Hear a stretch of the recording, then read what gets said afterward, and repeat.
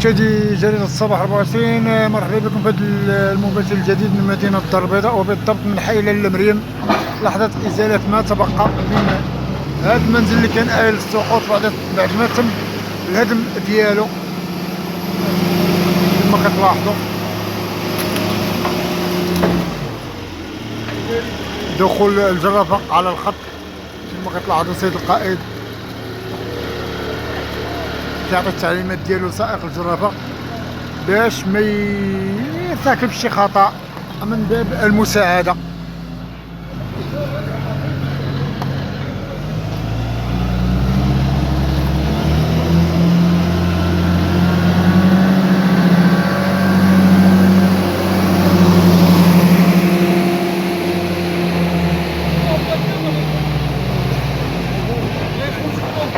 كتلاحظوا المنزل، هذا المنزل المجاور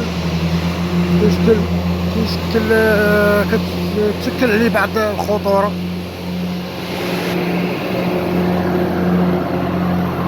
وكتشاهدوا مشاهدي جريدة الصباح 24، الجرافة الآن بدات بالخدمة ديالها باش كتحيد هذا ما يسمى بالجرافة.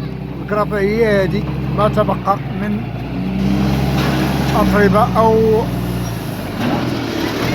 حجارة ديال هذا السكن هذا اللي قاموا بالهدم ديالو اللي كان هو اصلا آيل السقوط.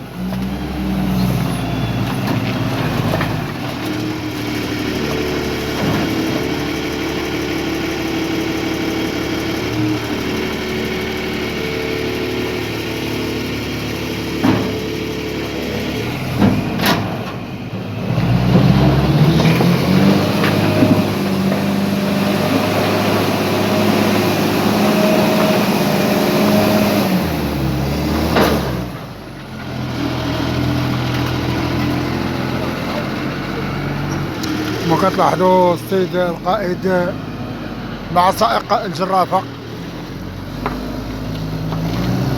كيأكد عليه بعدم التسرع في حمل هذه الأطربة، أن المنزل